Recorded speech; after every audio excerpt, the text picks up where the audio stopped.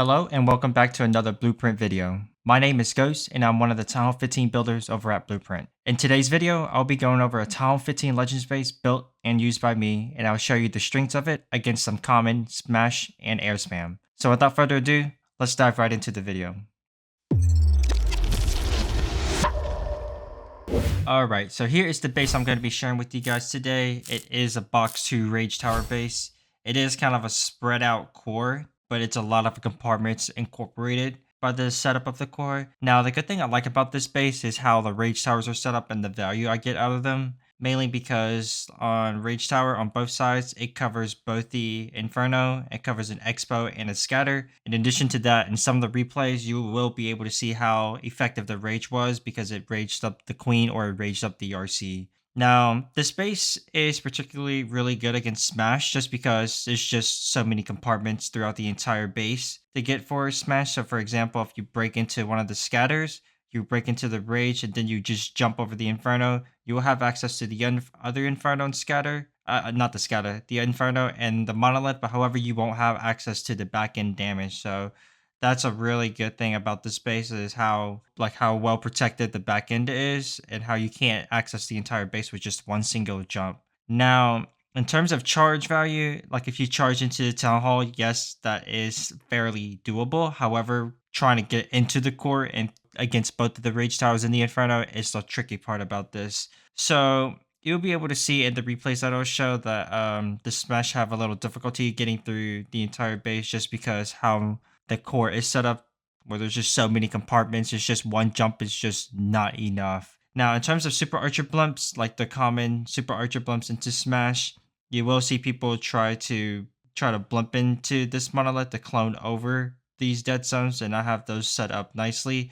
Now, the good thing about this is the CoC loons, it never paths to the monolith, so that's why these SAMs are always good, because the CoC loons will go from the cannon to the archer towers, and will never pull these SAMs. So people either blimping towards this collector, or they blimp towards this collector, or they blimp in the middle, they will always get the blimp popped in front of the monolith. And if they try to clone, it'll clone into the giant bombs or the bombs. Now, for this NATO, this is not particularly set up against any blimps, but however, if there were any Super Archer blimps coming this side, I think it would be nice coming from here just because the sweeper is already covering a good chunk of this side of the scatter, and whereas this sweeper is just set up to face that side. So if there were any blimps, that's what that current NATO is for. However, it has been doing quite well against the current Sui heroes that have been going into that compartment. Alright, so without further ado, let's just dive right into the replays and I'll show you how well it does against some common smash and of course the air hits. Alrighty, our first replay is going to be a Super Archer clone Lalo. Now, he is going to play the blimp, I believe, on the RC side. Yes, he did. He was kind of unlucky with the Hound going that direction that it did, but he is also very lucky there's no SAMs there. Had there been like 2 SAMs between the mortar with the tower, he would have been ripped. But yes, the blimp does land into the Town Hall. It does get pretty good value. I wouldn't say extremely insane value just because, you know, he's wasting all his spell for just a Town Hall, Inferno, 2 Expos, and a Scatter, leaving up both Rage Towers in that core. I don't think it's worth that full spell investment. But like I said, getting the Town Hall is the very most important part of this attack anyways. So he is coming in with the Sui into the RC side. That first wall breaker actually did not path the way he wanted, I'm sure, but he ended up wasting both of those wall breakers just to open into accessing one compartment. He was kind of fortunate at being able to get this multi, I think. Yeah, but nonetheless, he is starting the Lalo already. He kind of does a very wide spread just because, I mean, the Lalo pathing is not very clear as well. Had he just thrown the RC into the multi to the Eagle, I think that would have been a little better. But yes, with using the Warden with this Lalo, you can already see this Lalo fizzled out very, very fast. So even though if he had a better tone, had a better RC, I think going against the sweeper with a Rage Scatter, a Rage Inferno, and of course the NATO and Tesla farm there, I think that would have been very close and very difficult. But nonetheless, he is wrapping up this attack with mid 70s, a high 70%. But yes, that is a very good defense for us on our very first replay. Alright, so 77% wrapped it up for this attack. Now let's jump right into the next one. Alright, so next replay, our second replay is Yaga. I'm pretty sure yes, he is the X Team esports player, and he's coming in with the Zap Titan Smash. So you can see I'm pretty sure he's going to be zapping out the monolith and both of the huts. I mean, the value of the zap is not really great on this base just because, you're only going to get one key defense with the Rage Tower, but you're never going to get more than just those two defense. Likewise, if it were Scatter Rage, Rage Inferno. So he played it smart by just doing a classic zap on the monolith on this side, just getting a little funneling done with his warden. I believe he's going to just smash right into the scatter and just send the king on Siegeberg with the top on the top side. He's going to break on the rage and just jump over this inferno. Yes, so he's doing exactly just that, and here he comes with the smash. He's unfortunate that the warden ability popped early, but like I said, with that expo under rage, that's the good thing about that. Alright, so as you can see, this smash is going to get stalled up just because it's got so many compartments to get through. Now you can see he's already getting the town hall down with the queen. Yes, the well-placed jump gave him access to that. Now you can see this Rage Inferno, it killed all of those healers, and that Rage Expo back end is just doing damage already to these Titans. So like I said, this is exactly why this base is pretty difficult to smash, because in terms of jump value, it's just not enough because you will be able to get into the core and eagle. But like I said, these back end scatter rage expo, it's just too deadly to end on with the smash. So he's going to end up rounding up close to, I believe, a 90 or a high 80. But nonetheless, a very good defense against pretty well-known players from last year's World Championship. So he's going to wrap it up roughly at 89%. Another great defense against a Zap Titan hit. So let's dive right into the very next replay. Alrighty, our third replay of this base, and the next one is going to be an E-Drag attack. So let's see how this player actually does play this E-Drag attack. So it looks like he's doing early E-Drag just for a simple funneling. As slow, it looks like a surgical E-Drag. So he's already got some E-Drags coming in at 6 o'clock just to get the early funneling down. It does look like he's going to be going into the scatter shot with the main force of E-Drags. He's actually coming in with the slammer. That's quite risky considering the fact that Town Hall's up. So here's the NATO. It actually stalls this entire push-up. So now this E-Drag is going to have to get damaged by this Inferno. And yes, he already lost all of his E-Drags and his Warden ability. So that's going to be rough to clean up. I mean, one compartment with the E-Drag, that's pretty insane. Now, without further after that, now he's just trying to recover it and trying to get as much percent in the Town Hall as he can, because he knows it's already going to be a fail at this rate. So here he comes with the queen to try to save it, to go into the Town Hall. He tried to get the RC to path into the Expo. Unfortunately, that does pull the Hound out of the CC, which forces the RC to lock onto it, unfortunately.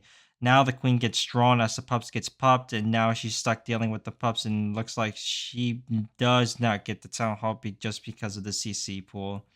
So a little unfortunate there, but it's yet another great defense for us against the E-Drag hit. So he's going to be closing this one with a 1-star, 55%, and yeah, we'll take those any day. Another defense.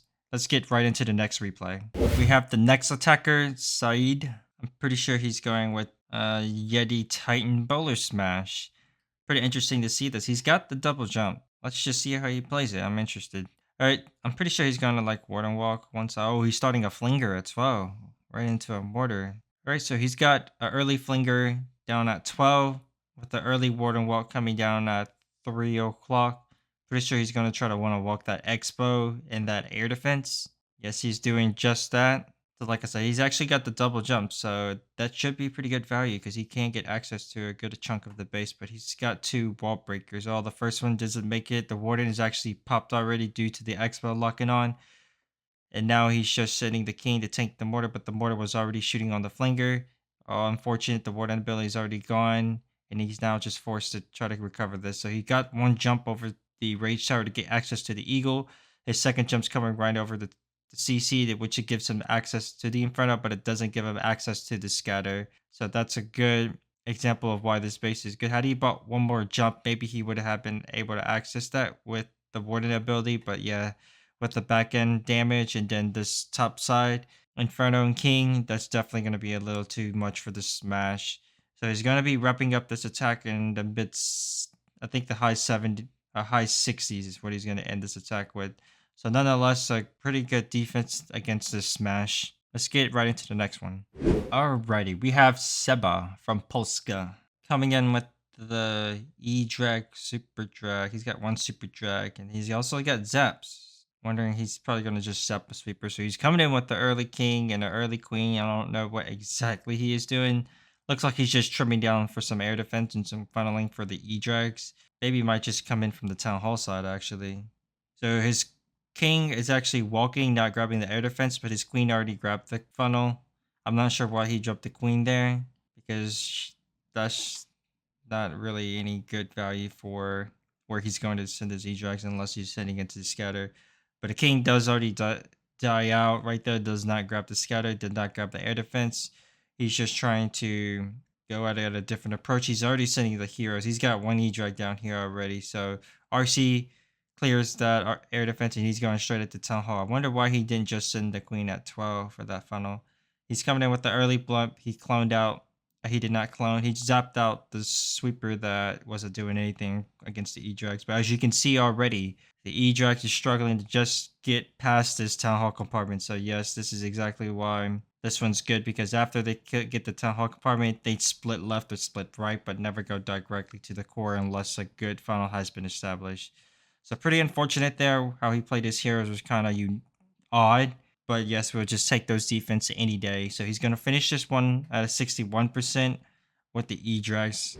Alrighty, so we have our very next replay here. It's yet again a Super Archer clone, Lalo. Now this time he is actually bringing the Warden with this blimp. He's not risking it. He's just going safe and playing the Warden just so he gets the value he wants. However, he does pop that blimp actually exactly where it would have popped had he just not used the Warden potentially. Now he's going to clone exactly just over into the Eagle compartment, nothing more. He's playing it safe, so he's getting the Monolith, the Eagle, both of those Infernos, and then he's going to get in the CC pop as well. So pretty good value, and he's going to have 2 Invis left.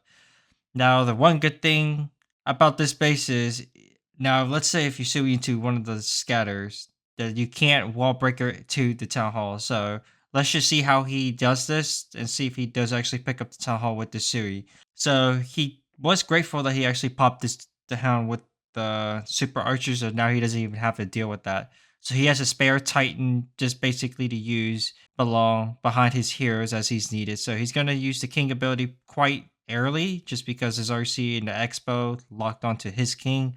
Now the Titan does kill that Skelly that was there.